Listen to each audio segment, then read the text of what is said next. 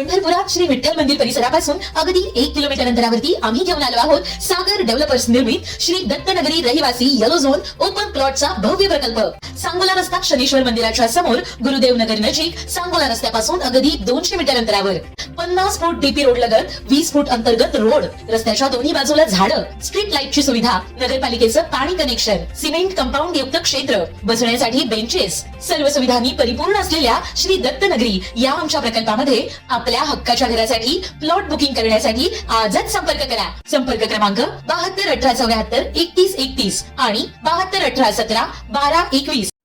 जुन्या भांडणाचा वचपा काढण्यासाठी एका 30 वर्षीय तरुणाला घरात बोलावून त्याला दारू पाजून आणि त्यानंतर डोक्यात दगड व काठीने प्रहार करून त्याची निर्गुण हत्या केल्याची धक्कादायक घटना वाळवा इथे घडली आहे। या भीषण घटनेची माहिती मिळताच उपविभागीय पोलीस अधिकारी अरुण पाटील यांनी तातडीने घटनास्थळी भेट देऊन तपासाच्या सूचना दिल्या आहेत। या प्रकरणी आष्टा पोलीस ठाण्यात तिघा संशयितांविरुद्ध खुनाचा गुन्हा दाखल करण्यात आला असून संपूर्ण जिल्ह्यात या घटनेमुळे मोठी खळबळ उडाली। संदेश उर्फ साहिल अशोक कदम वय वर्ष 30 राहणार वाळवा माळभाग असे मृत तरुणाचे नाव आहे। या प्रकरणी त्याचे वडील अशोक भीमराव कदम वय वर्ष 60 यांनी आष्टा पोलीस ठाण्यात फिर्याद दिली आहे। पोलिसांनी दिलेल्या माहितीनुसार संदेश कदम आणि संशयित आरोपीमध्ये गेल्या काही दिवसांपासून जुन्या कारणावरून वाद सुरू होता। 29 मार्च रोजी सकाळी 6:30 वाजण्याच्या सुमारास वाळवा ते अहिरवाडी रोडवरील रॉयल हॉटेल जवळ राहणाऱ्या राजश्री आमसिद्ध कोळी हिच्या घरी संशयितांनी संदेशला बोलावून घेतले।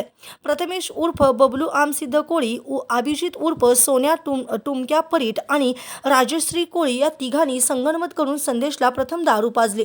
तो नशेत असताना पूर्व वैमनस्यातून त्याच्यावर हल्ला चढवण्यात आला। आरोपीने काठीने आणि दगडाने संदेशच्या डोक्यावर व तोंडावर बेदम मारहाण करत त्याचा अत्यंत क्रूरपणे खून केला। हत्येनंतर पुरावा नष्ट करण्यासाठी त्याचा मृतदेह घरापासून काही अंतरावर नेऊन टाकण्यात आला। घटनेचे गांभीर्य ओळखून उपविभागीय अधिकारी अरुण पाटील यांनी घटनास्थळी भेट देऊन परिस्थितीची पाहणी केली। आष्टा पोलिसांनी घटनास्थळाचा पंचनामा केला असून भारतीय न्याय संहिता कलम 103(1) व 3(5) अन्वये गुन्हा दाखल केला आहे।